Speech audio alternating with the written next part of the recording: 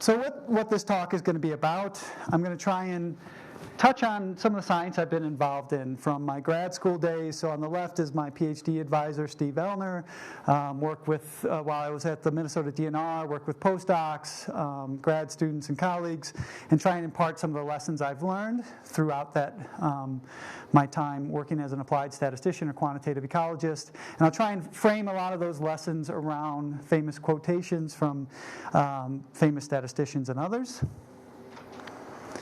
So Tal kind of ran through this, but just to highlight this a little bit more, my undergraduate degree is in mathematics. This is actually me photobombing Gorbachev back in the day, who came to speak at Westminster my senior year. Westminster's where the Iron Curtain speech was given way back in the day. So for such a small school, they bring in really interesting speakers. I do have a love of basketball after going to school in Chapel Hill, and I have a son named after a point guard. My son is not athletic at all, never going to be a basketball player, but and then did my PhD in biomathematics and really gained an appreciation for mathematical modeling and theoretical ecology from my PhD advisor. It's not necessarily my strength, but has influenced me quite a bit. I had quite a bit of time doing applied work at different agencies, and then in 2013 came to the University of Minnesota. It's important to know that I'm still learning every day, and that's one of the great things about being at a university and working with students. This may conjure up an image from a Simpsons episode where Bart says, this is the worst day of my life, and Homer reminds him, this is the worst day of your life so far. Hopefully this talk won't be the worst of your life, but it is important to know I'm still learning. The title of my talk is actually was inspired by this paper by Jacob Cohen, a famous statistician, where he's talking about some of the things that he's learned in his career, and some of those things are actually topics that I'll touch on a little bit today. The first lesson that I want to talk about is if you torture your data long enough, nature will always confess. And I love this quote because there are people that view torture in two different ways, and same with how you approach data analyses. So there's some people that believe that if you use torture, you'll get the most out of different people, and there's other people that say that you should be skeptical of any information you get. I'm in the latter camp, and I would suggest that you should be skeptical of any sort of inference where you allow for too much flexibility. And there's a lot of work that can back this up. I really like this book by Frank Harrell called Regression Modeling Strategies, where he summarizes a lot of the research here and suggests you should really limit the amount of flexibility based on effective sample size. And if you don't, expect that the models you develop won't actually tell you much and won't actually predict new data very well. Well, this is a lesson I learned when I was in grad school. I took a linear models class where our midterm exam, we were given a data set, a real data set with missing data, lots of predictors, and we were charged with developing a statistical model. The purpose was to show that we had learned something about the class, about linear models and diagnostics and all these other things, but the charge was also to make sure that we developed a model that would hopefully hold up if we split our data set in half and saw how it performed on the second half. When I started teaching again in 2013, where I gave a talk similar to this, I thought, I'm going to go back and see if I can find that exam, and I did. So this is actually the model I developed. It had, I can't remember what albumin, I remember working on this all weekend and feeling like I nailed this assignment. I found this interesting quadratic relationship with weight. I found a bunch of important predictors. The diagnostics looked great. Everything I had in R-squared. When I thought back on it, I thought my R-squared was like 0.9. Once I found the sheet, I realized it was 0.29, very different. But then when I applied it to the second half of the data set, that R-squared went down to 0.07. And this really smacked me in the face, and I realized this is really an issue, right? So you can come up with something that looks like it explains your current data set really well, but that does not necessarily mean you've learned something. Well, you may ask, well, what about in today's world, the world of big data? Have things changed? And it's amazing. This slide I grabbed off the internet at some point from 2013. I don't know what a zettabyte is. I can't capture that. I can't think about it. But we're generating ungodly amounts of data these days. And when you think about machine learning, I think there are some real opportunities, particularly with finding patterns in data. And so one area where there's been a lot of work, and I think it's actually quite exciting, is taking images from camera traps and trying to identify different species in these images, and being able to do that so that you don't have to process lots of images where there's nothing. And so being able to do prediction, I think, is actually really quite exciting here. There are opportunities, but there's also potential issues. I found this quote by someone who is a data scientist that works in the machine learning community, and he says, machine learning does not make understanding obsolete. Handing off decision making to predictive AI would be catastrophic. And as one nice example, I found this one on the web that I thought was actually really well done. They talked about trying to predict whether cars were damaged or not. And so they had these different images they were finding. They were able to classify images really, really well. But then they went to try and understand what the model was using to classify images. And so on the left side is sort of for this predicted image on the right, the left side shows what the model was picking up on. It was a stripe in the parking lot. Some of the background information. What they realized was the data that they used to train this model, they had damaged cars out on the street, and they had a lot of cars that were shiny and new in dealer parking lots. And so the model was able to classify them quite well, but it really didn't understand anything.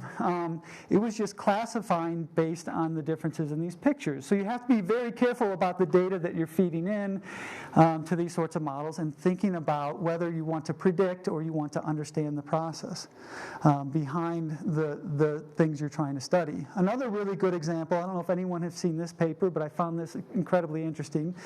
These researchers took paintings, stretched them out over a landscape, and said, let's create predictors from these paintings. So you can kind of see the image here of this woman, and they used it to predict species distributions.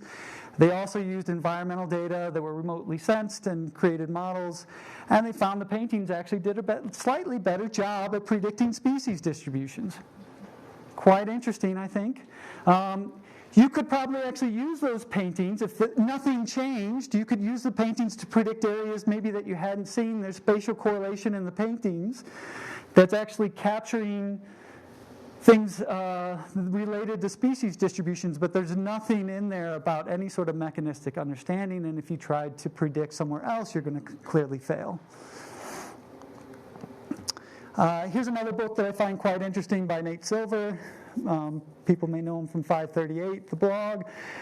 He points out that the government now is generating 45,000 different economic statistics. And so if you look at every pairwise correlation, you have over 1 billion correlations you could look at. And he argues most of those data are just noise.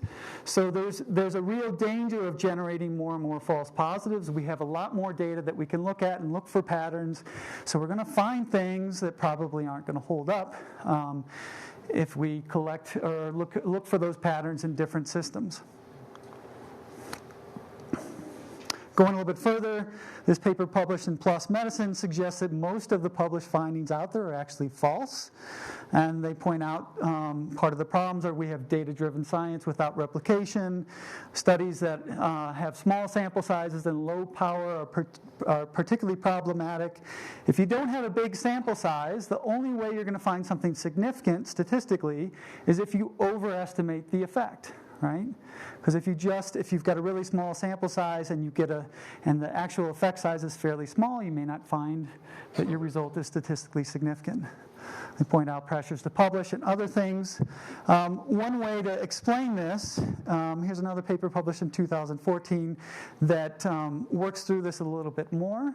So if you think about if you conduct 1,000 tests in your lifetime, and maybe 10% of those tests there's really something interesting going on. And you have a big enough sample size so that when there is something interesting going on, you have an 80% probability of actually detecting that effect. So you have a power of 80%. You'll detect 80 significant results. But when you think about all those things that you're testing where there's nothing interesting going on, you have a 900 tests in that case, and if you use an alpha of 0.05 to determine if something's significant or not, you'll have 45 false positives. When you group all that together and you look at all of the results you've obtained where the p-value is less than 0.05, only about 64% of those are actually something that's where there's something interesting going on. So some of this is really depressing. How can we avoid some of these problems? How can we fix them? One way is to really ask good questions, right? So to focus on questions that are interesting and are backed up by interesting theory. Try to replicate studies is another way. So it's not the answers you give, but the questions you ask. A good scientist knows the right answers. A great scientist knows the right questions. So focusing in and asking good questions is really important to doing good science and not just doing a ton of exploratory data analysis. Questions also help determine an appropriate study design. They give focus when you're trying to analyze your data. Exploratory analyses are fine. They have a role, but we should treat any sort of results we find from exploratory analyses with a little more skepticism and try and follow up with a confirmatory study. Questions also help us determine when our models or our approaches are appropriately wrong, or when there's something wrong that we really need to worry about, and I'll talk about that a little bit more here in a minute as well. As a statistician, okay, I'll get there in a second. Here's another good quote in terms of experimental design. Lots of people may have heard this before from R.A. Fisher. To call on a statistician after the experiment is done may be no more than asking him to perform a post-mortem examination. He may be able to say what the experiment died of. So it's really important when we're designing our studies to have good questions in mind. As an example, I'm often asked, well, how should I collect my data? Or how should I analyze my data? And the first thing, if you've ever worked with a good statistician, they're going to say, well, what is your question? Because your question really matters. Here's an example. Some data collected by Chris Kohani, who did his master's at University of Minnesota, where he collected locations on the exact same individual white-tailed deer using both GPS and VHF technologies. So here's the data he collected from GPS, and here's the data with VHF. If your question is just roughly where can I find this individual, you're getting very similar answers. You have a lot more data with the GPS data. But for some questions, VHF may be just fine if you just kind of want to characterize the main areas that these individuals are using. If you want to understand movement and how these areas are connected, then clearly you're not getting that picture from VHF data. You need GPS data. So the point of this is, again, just to highlight when you're trying to figure out, well, how should I collect my data? What are the important things to be considering about? You need to start with a good question. Questions also provide focus. So this example comes from my early work at the Minnesota DNR. One of my colleagues found this paper that suggested that mallard clutch sizes were somehow driven by landscape composition. That they were smaller on agricultural landscapes, and he happened to have similar data and said, let's use our data to see if we can pull out if we see a similar signal. So can we replicate this result? He had data from a little different process. He had overwater nesting structures. And here's some this is one of the first problems I worked on at the Minnesota DNR right out of graduate school. I remember thinking, boy, I never had a data set this messy in any of my classes. So y-axis here is clutch size in both cases. Here's the percent cropland surrounding these nesting structures. This is nest initiation date. There's this sort of nonlinear pattern there. Data from 3 different years, so there were repeated measures. At the time, there wasn't a lot of software for dealing with repeated measures, particularly with counts. There is now, but I remember thinking, how do I analyze these data? And I agonized over it. And eventually I realized, it didn't matter for the question I was interested in, right? So no matter, I could analyze these data 5 different ways, and no matter what I did, there was not going to be any significant relationship with percent ag. And so again, having a good question to start with made life easier because I could say for this question, it doesn't matter how I analyze my data. It's really robust to the method I choose. And so I think that was a turning point for me to really think about it. Maybe I don't have to capture all the features in this data set. I just need to approach this question and know how robust my answer is. So I would say try and pick a sensible approach and then do a sensitivity analysis to say, do my results change if I analyze the data a little bit differently? George Box is often quoted. I like this quote a lot. I don't think it's as well known as some of his others. But the statistician knows that in nature there never was a normal distribution. There never was a straight line. Yet with normal and linear assumptions known to be false, he can often derive results which match to a useful approximation those found in the real world. All our models are an approximation. We have to know when that approximation is useful for answering our questions and when it's problematic. Since all models are wrong, the scientists must be alert to what is importantly wrong. It is inappropriate to be concerned about mice when there are tigers abroad. So this example, to me, I could really be worried about the repeated measures aspect. I could be really worried about modeling correlated count data, but you know what? It didn't matter for this question. And that was an important step to be able to recognize that and move forward. When I think of the questions that wildlife ecologists ask, a lot of them estimate home ranges. And oftentimes, I think, well, why home ranges? To me, that's not a question, but what is the reason we're doing this? Sometimes it seems just because we can. We can collect a lot of data and we can estimate home ranges. To me, that's not a sufficient answer. And going back to Gary White and Garrett's book, 1990, they pointed this out. Often home ranges are estimated because the researchers not carefully designed the research being conducted and or no hypothesis was originally designed to be tested. So if you're going to estimate home ranges, try and think about what the purpose is behind estimating home ranges. What are the questions you're trying to address? If you've been paying attention to the literature on home ranges, new methods have been developed consistently for 30 years. And lately some really, I think, really interesting methods and exciting statistical methods, largely developed by Justin Calabrese and Chris Fleming here. This first citation is from a book chapter that should be coming out this year. But to point out some of their work, they've shown and argued, I think, quite effectively that there are different types of home range estimators, and they actually estimate very different things. So if you are familiar with something like a Brownian bridge, that method is really trying to reconstruct a path that an animal took. So you might think about that as trying to estimate what they call an occurrence distribution. Where did the animal, where was it found when you were monitoring it? What is that path that it took? Versus trying to estimate something called a range distribution, which might be, where is this animal going to be found for the rest of its lifetime if it continues to move in the same sort of way? Okay, two very different estimation targets.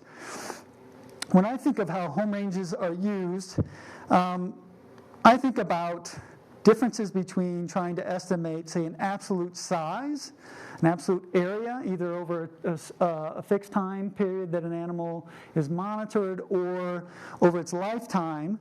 I think that's a very challenging problem, is to estimate, well, what is the amount of space that this individual used or will use? Or we can think about problems involving relative measures of space use, and I think that's a little bit easier to think about. If you think about absolute measures of size, here's those data from that white-tailed deer that I mentioned before. If you do the simplest method that's been around forever and fit a minimum convex polygon, you'd estimate a home range size here of about 900 hectares. If you used a kernel density estimator, you'd get about 292 hectares. And this is what keeps people up at night, is they say, my estimates really depend on how I analyze my data, and I know if I submit a paper, I'm going to get a reviewer that doesn't like the method I chose. So what do I do? And then you become paralyzed. I think the way home ranges are often used is more of an index of how much space an animal needs. And for that sort of quantitative measure, it may not matter so much what estimator you use. So these are data from a paper we published in 2015. They're from a black bear in Minnesota, where we were looking at trying to quantify how much space did this bear use in a week time period, and how did that change from week to week. We looked at a number of different home range estimators. This is on a log scale, so in terms of absolute estimates of how much space this black bear needed in a week, you get wildly different answers. But clearly the pattern's really similar, and if you want to say, how is the amount of space that they're using changing over time, you get a really similar answer for all these different methods. So again, don't just be concerned that your method may really impact your quantitative measure here. You have to follow through all the way to thinking about how you're going to use that to answer a specific question. Some questions are easier to answer than others. So this is another quote by a really famous statistician. The combination of some data and an aching desire for an answer does not ensure that a reasonable answer can be extracted from a given body of data. The way I like to say it a little bit simpler is just because you really, really want an answer doesn't mean that you can get an answer. This was a lesson I learned during my PhD, actually. So my PhD thesis, I was really interested in conservation biology, and I wanted to, for a class project actually, I got started thinking about stochastic matrix models. And so you can think about models of population dynamics. This is a really simplistic model where we have juveniles, subadults, and adults, and the counts in year t+1 depend on the counts the previous year plus measures of fecundity and survival. Okay. You just do a matrix multiplication each year and you can project forward. So I was interested in, well, how should we parameterize a model like this if we have data from multiple years? So given multiple years of data, how should we estimate a population's growth rate? And looking at the literature, I came up with 3 different approaches that were often used. One was to randomly select different years and select those different matrices to project forward in every year and do stochastic simulations. A second approach was to take those data and parameterize statistical distributions, which you could then simulate data from. And a third was to use this approximation, which lets you take the mean of the vital rates and their variance and covariance and use that to estimate a growth rate. So I did a simulation study where I varied all kinds of things, sample sizes, correlations among vital rates, and I compared these different methods. And it turned out that the method didn't really matter a whole lot. They all gave pretty similar answers. Here's one plot from the paper that shows you get more concentrated, your estimates are more precise as you get more data. That's as expected. These 3 different methods I compared, they all gave very similar answers. And I remember presenting this when I was a grad student, and Peter Kariva, I don't know if anyone knows Peter Kariva, but he said, well, this is great, John, but you should really translate this into extinction probabilities, because that's what people think about, and that's what people care about. Growth rates aren't as interesting or meaningful translated to extinction probabilities. So I went back and I did that. And what I noticed in my simulations, so I did simulations here where the true extinction probability, I think, was about 0.25. And I noticed that, I wasn't getting any estimates close to 0.25. I'd simulate data that I would collect, I'd parameterize these models, I'd estimate the extinction probabilities by simulating from the fitted model, and I'd find that most of my estimates were either saying that the population was definitely going to go extinct, or it was definitely not going to go extinct. And the problem is this is a density-independent model, so over a long time period, you're going to expect your population to either grow towards infinity or it's going to crash. And estimates of growth rates and extinction probabilities in particular are really sensitive to the estimate of the mean growth rate. When your mean growth rate is positive, your extinction probability quickly goes to 0. When it's negative, it quickly goes to 1. And if you have a little bit of sampling error, you quickly get on either side. So with real data, it's hard to estimate extinction probabilities. And I remember being really discouraged because I thought, well, this is what I wanted to do for my life. I wanted to work in doing population viability analyses, and I thought, we just can't do this. And my advisor said, no, the story is, this is going to be your first chapter of your dissertation. You're going to publish this, and it's going to be really important, and people need to know this, and this will make a big splash. And Especially we found, if you do confidence intervals, they always spanned almost the entire range for 0 to 1. So I got a little more excited until the next week we had a lab meeting. He said, okay, we're going to read this paper for a lab meeting. Don Ludwig came out with the exact same message using the combination of simulated data and empirical data, and found that confidence intervals almost always span the 0-1 interval. And it was back to being really depressed, thinking, what am I going to do? And like a good advisor, he said, nope, we're going to say it's not that bad. And then he said, no, I looked into it, and it's really bad. We're going to show just how bad it is. And so my first chapter was actually showing how much data you would actually need to actually estimate a non-zero extinction probability well. And it turns out to be pretty depressing. If you want to forecast over t years, you need 5 to 10 times t numbers of observations to do that well. So if you want to estimate extinction probabilities well in 20 years, you would need 100 years of data. Sort of unrealistic. So it was still fairly depressing, but at least I got my first chapter published. And it turns out the story's not quite so bad. Later on, my advisor followed up with Eli Holmes, who was in Seattle working on salmon population viability analysis, and showed there are times when you can actually estimate extinction probabilities well. And often these amount to areas where you've got short time horizons, where you may have a decreasing growth rate overall, but you're not going to hit an quasi-extinction probability over a short time horizon, or you've got a long enough time horizon that even though you're on average have a decreasing population, you're still far enough away from a quasi-extinction threshold that you don't have to worry about it. So there are still some areas where you can make some progress. So I think it is good to be an optimist and look for opportunities like this. Another thing I learned while working on my PhD was that bias is not the only game in town. So say you're standing with one foot in an oven, another in an ice bucket. According to a percentage of people, you should be perfectly comfortable. My supervisor at the Minnesota DNR liked to tell this joke, and I've seen this other places. He'd say, John, we love you as a statistician, but you would shoot 10 feet to the right of a deer, 10 feet to the left of a deer, and you put your gun down saying, we've shot it, My experience and that of a lot of my colleagues, they'll say the same thing, that are the particularly applied statisticians that work with a lot of biologists. I had one in particular, Dennis Heisey, who I really respect, who'd say biologists are often scared of the bias boogeyman. You hear the word bias and get really concerned. But we also need to be thinking about variability, which is really important for population viability analyses.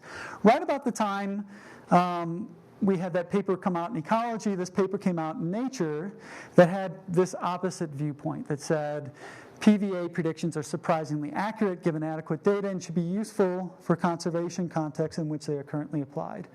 And these authors, very sharp authors, what they did was they had a bunch of time series, split them in half, fit a model to the first half of the time series, and predicted quasi-extinction probabilities, so the probability of crossing some threshold in the second half of the data set. And then they looked at what percentage of these time series actually crossed those different extinction thresholds. And they found on average they were predicting the right number of species that were going to go extinct, okay? Which is important. This suggests that their approaches using these different models, they were giving essentially unbiased forecasts. And I remember this was another paper during one of our lab meetings, and we said, well, how do we understand the difference between what we found, which is that these estimates are really imprecise and difficult to use, with this result?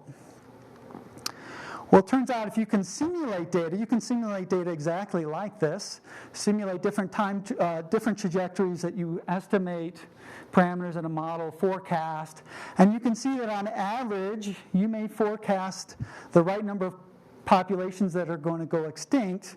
But if you look at the individual estimates, so this plot here again is the proportion that you would expect to decline, the proportion that did decline. So if it falls on the 1-to-1 line, you essentially have unbiased forecasts. Over here we plotted the probability of a decline versus the actual probability of decline, and you can see individual estimates are all over the board. So We may have an approach here that's unbiased, which means on average we can predict the right number of species that will go extinct. But with any given individual forecast, our estimates are hugely variable and may not be all that useful. So we have to think not just about bias, but also variability. Okay, another lesson that I think that you usually hear mainly from statisticians and less from really quantitative biologists is beware of statistical machismo. So this is from a dynamic ecology blog where they talk about statistical machismo is posturing to show how tough one is and place oneself on top of a hierarchy. One of the papers I love to suggest for colleagues and students to read is this one by a statistician from Oregon State, Paul Murtaugh, where he talks about his experiences analyzing data, and this one in particular, he had data from 6 different experimental ponds, 3 that had fish, 3 without fish, and they had measured zooplankton in these different ponds, and they were interested in the effects of fish on zooplankton abundance. And he said, I analyzed the data 2 ways. My original analysis, here's part of the description. I've tried to highlight little parts of it, nested analysis of variance, effective pond on pond sizes nested within the effective predation treatment. The ponds have to be thought of as a random sample of larger ponds, all these different things. And he admits, I'm not sure I actually understood everything I was doing at the time. Very complex sort of analysis. And he said, over time I started thinking about this, and he thought, what if my question really involves the effect of fish? He wasn't super interested in what was going on within a pond, but it was really the differences among ponds with fish, without fish. And he said, what if I just collapse the data at the pond level and do a 2-sample t-test? And he found he got the exact same p-value, exact same answer. Everyone can understand analysis 2. Not everyone can understand analysis 1.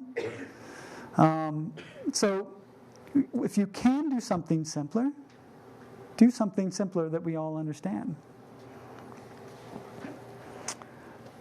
So with a good question and a targeted study design, a simple analysis may suffice. Simple can be harder than complex. The hard work is really thinking about the problem to make it simple. But then the value comes at the end. You can do a simple analysis. Transitioning into sort of my advice maybe for students. What should you learn, right? So some of this is more complex. Some of the methods that have really been developed in the last 20, 30 years, in particular mixed effect models, Bayesian statistics. I do believe heavily in these methods. I teach them in my grad level course. They're really powerful. I would also suggest learning something about a bootstrap for getting estimates of uncertainty. Learn about tools for reproducible research. And there's some great tools out there now that this is a great time if you're a grad student to get good habits and to utilize some of these tools. So I'll focus on those last 2 a little bit here. With the bootstrap, I'm going to use this quote by Thurgood Marshall. None of us got where we are solely by pulling ourselves up by our bootstraps. We got here because largely a parent, a teacher, an Ivy League crony, or a few nuns bent down and helped us pick up our boots. I like this one because it lets me get a little personal on my talk. My mom was actually a nun for 22 years. She's lived 2 very different lives. If you met her, you'd probably never know she was a nun. But I owe a lot to her. This picture's a little bit old, but it was my opportunity to say thanks to my parents. But I do believe the bootstrap is a really useful tool that is worth getting to know something about. And so I have a paper with Doug Johnson, one of my grad students, trying to introduce the bootstrap to biologists. It's still in review, but hopefully will come out soon. One of the things I learned when I started thinking about how am I going to teach introductory statistics to students in a fisheries, wildlife, and conservation biology department, most of the students, or many of whom, are really scared of math, really scared of computers, come in thinking they're going to hate this class. How do I teach those students? And when I first arrived on campus, I learned University of Minnesota and the surrounding area in Minnesota actually has a lot of people that think about statistical education. And so I met with a lot of those people and learned a lot from them. And one of the things they recommended is to use things like bootstrapping and permutation tests to teach the logic of frequentist statistics, which is really hard to understand because everything's based on thinking about what if I could collect multiple samples? If I could collect multiple samples, how much would my statistic vary from sample to sample? That's sort of a hard concept to get because we only collect one data set. It's hard to think about what is a standard error.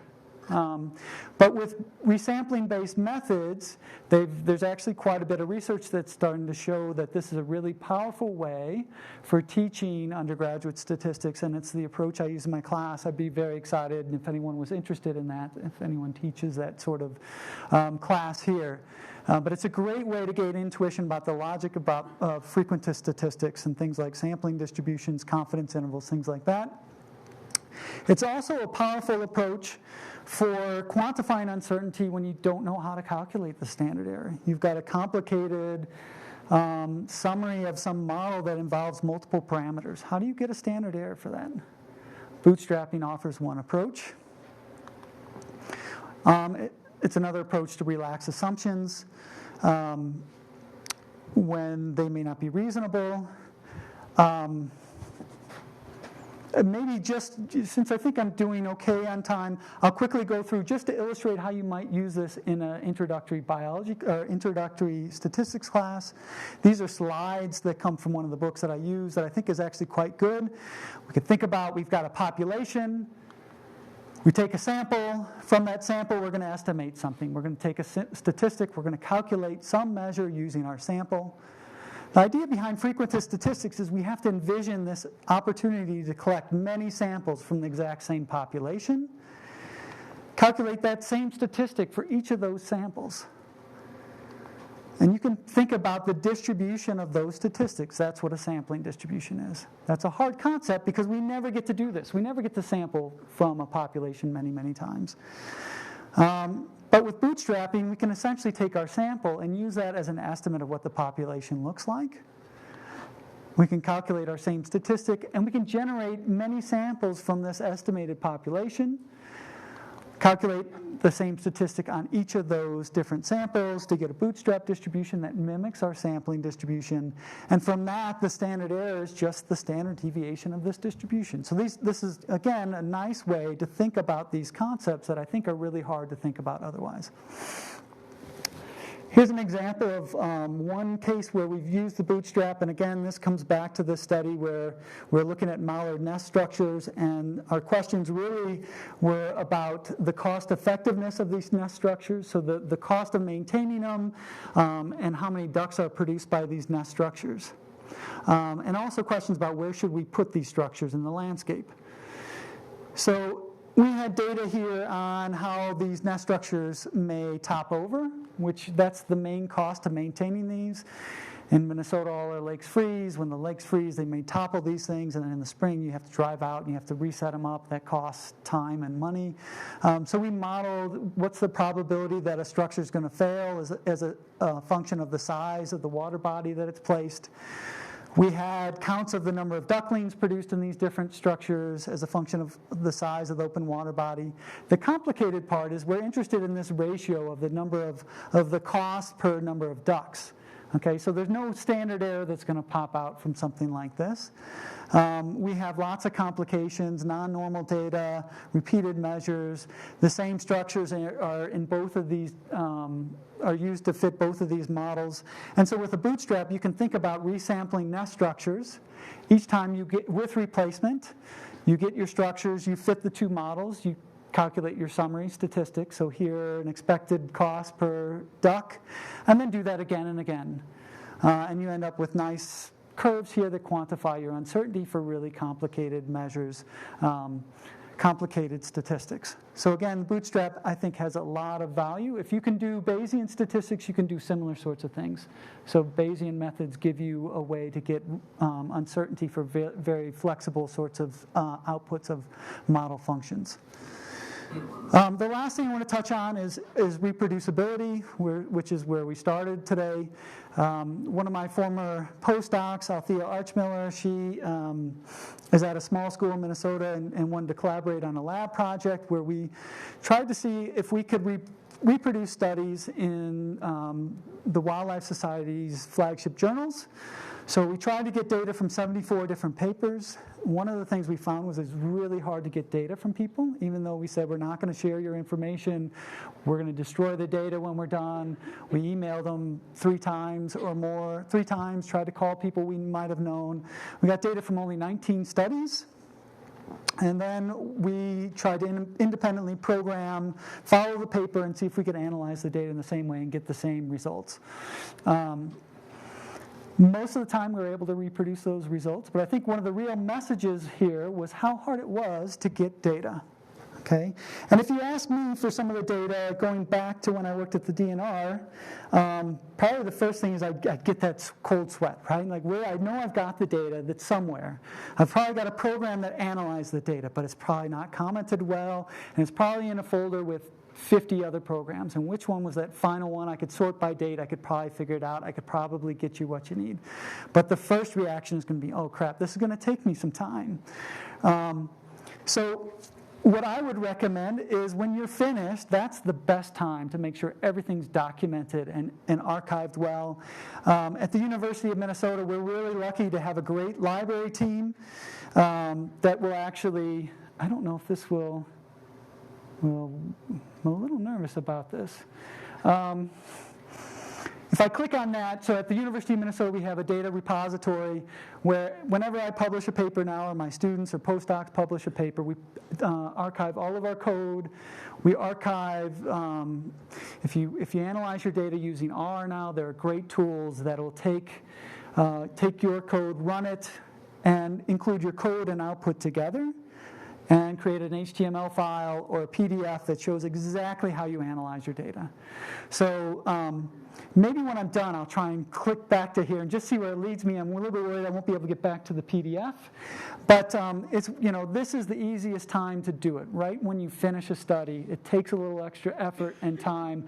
But now when someone asks me, and actually if I had clicked on this, everything that's archived will be from a paper that I'm going to talk about tomorrow. And if you find, hey, you're interested in that paper, I'd like to see how you analyze the data, I can send you a link and my job's done, pretty much, right? So everything's there. You can see exactly how all the figures in the paper are reproduced and everything else. So if you get into the habit now, you're going to make your life for future you much, much easier.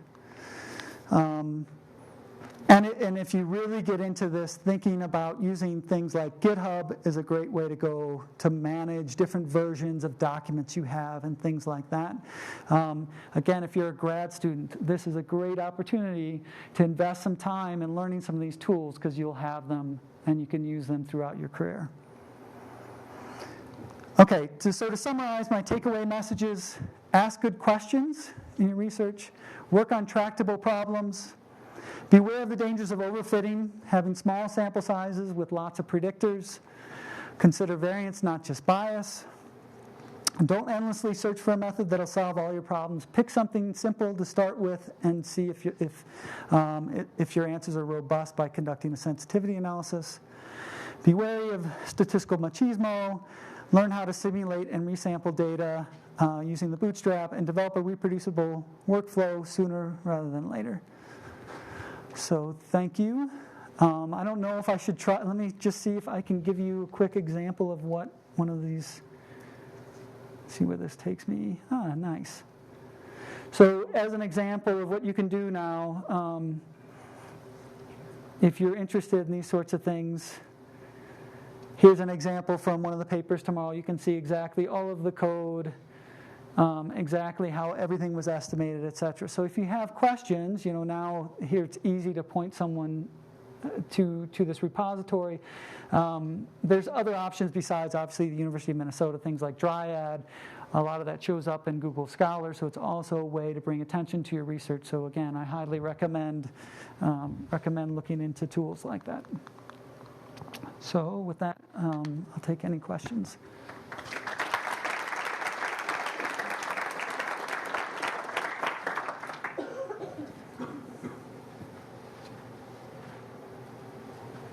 Yes?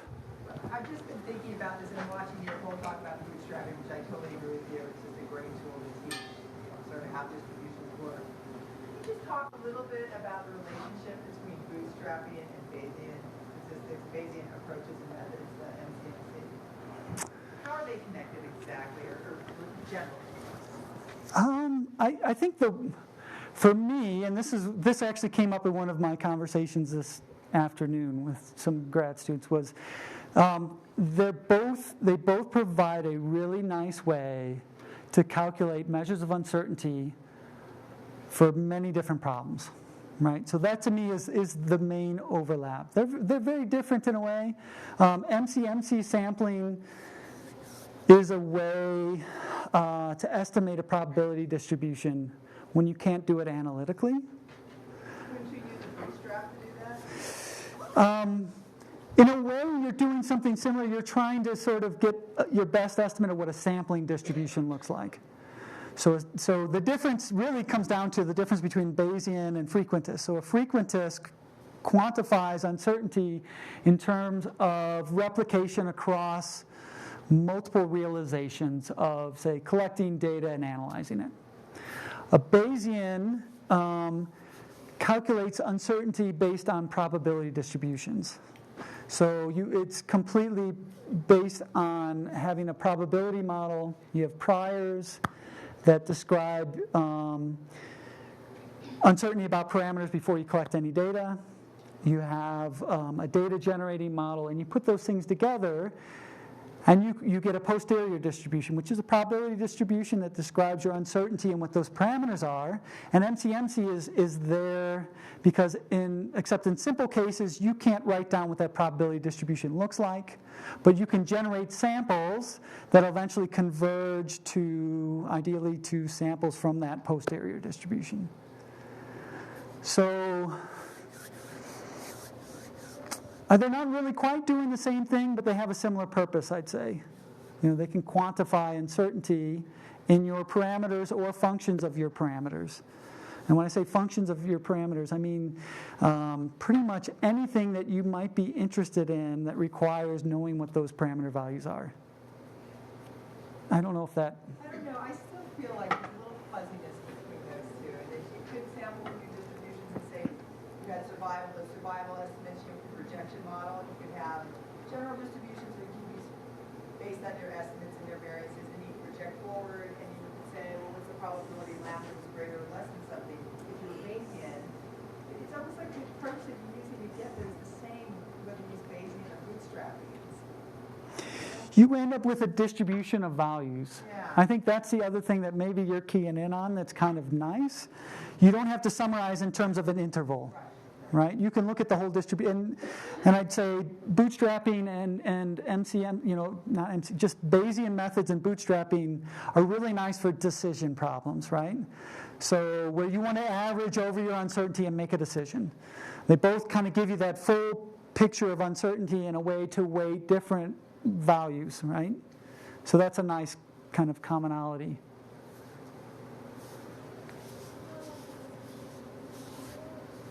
Yes?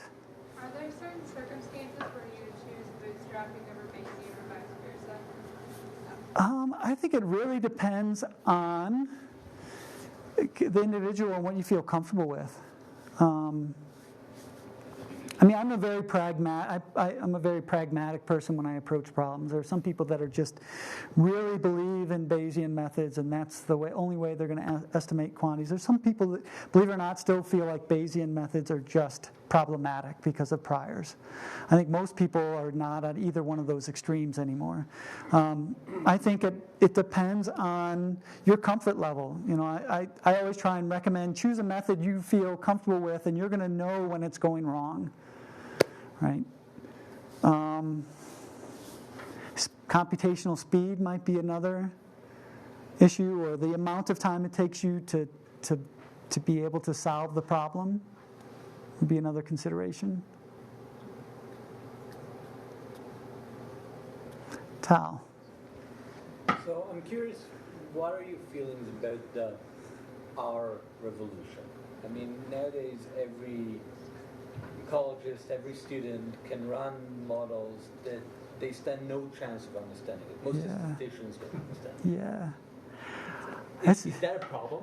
I think it is a problem in a lot of ways. I don't. I think it's a challenge, right? So there's not a lot of statisticians that work in ecology. My wife is a biostatistician. She is a master's in biostatistics, just like me. She could make more money than me without a PhD. She works at the University of Minnesota on soft money, and usually every project she's on, there's at least 2 statisticians. Contrast that with when I worked at the Minnesota, I was working with 20 different people. So I think, and problems are a lot more messy in ecology, right? So you have that perfect storm of having less people around to provide support, messier problems, and you need to do something, right? So I think the question is it better to do something you know is wrong or not perfect, but you understand it really well, or to try and do something that you think is better, but you may not really understand what you're doing? I often think you might be better off doing something that's wrong, but you know in which way it's wrong. So you know, say, I'm going to overestimate I'm going to ignore detection probabilities. But I'm pretty sure I detect 80% or 90% of the individuals. I know my estimates are going to be too small, but I know they're too small, and I know in what way, right? And maybe, versus doing something that's really complicated, may not converge, you may not be right at all, and you may not understand. That's my take.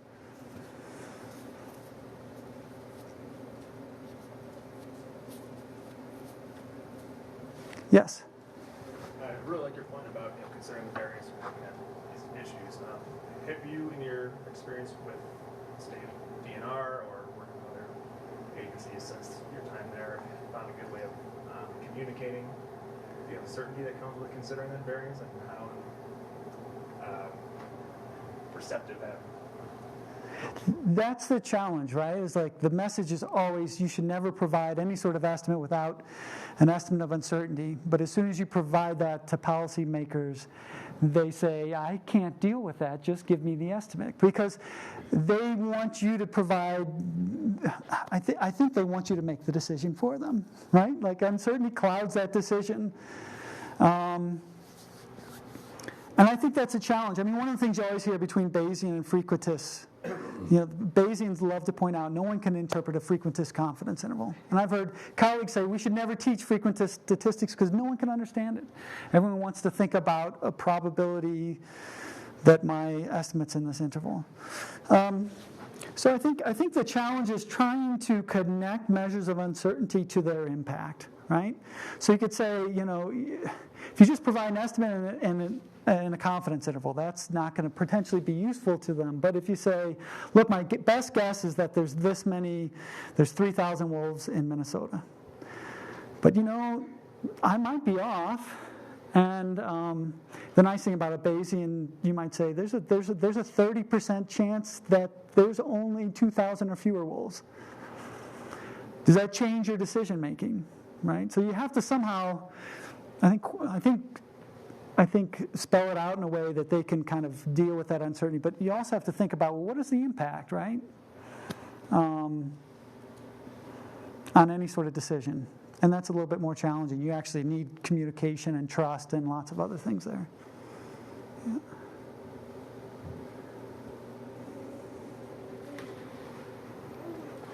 Yes? When you talk about making a reproducible workflow, you also talked about an example where you might have to get rid of the data that you used to do that, like with the review paper you were talking about, where delete the data or get rid of the data and not publish it. How do you get around trying to make a reproducible workflow where people can't run the actual data you did your analysis on and have it be meaningful? Well, one thing you could do, let's say you have a complicated model. I think you still get some benefit, even if you don't provide the data, but you provide that output from running the data, right? So that I can at least say, You know, like I read all these papers nowadays. There's so many ecologists that use mixed models. I fit a mixed model. That doesn't tell me anything, right? You know, but if you show me the exact code that you used and here's the output, I can understand that, right? So I know exactly what you fit, and there's some value to that. So you could still provide something like that without actually providing the actual data set. I don't know if that fully addresses your question. Data confidentiality and things like that are a big deal. I fortunately, in some ways, don't have to deal with that a lot. My wife would probably be able to answer that question better. She can answer a lot of questions better than me, but that's one she could probably address because she deals with like clinical trials data and everything has to be like she works on studies where she's not supposed to know who was randomized to which treatment group, right? So there's lots of people that think about that, and I don't know what they do about. You know, everything is very rigorous in terms of documentation and everything that they provide, but it's not probably provided to the public.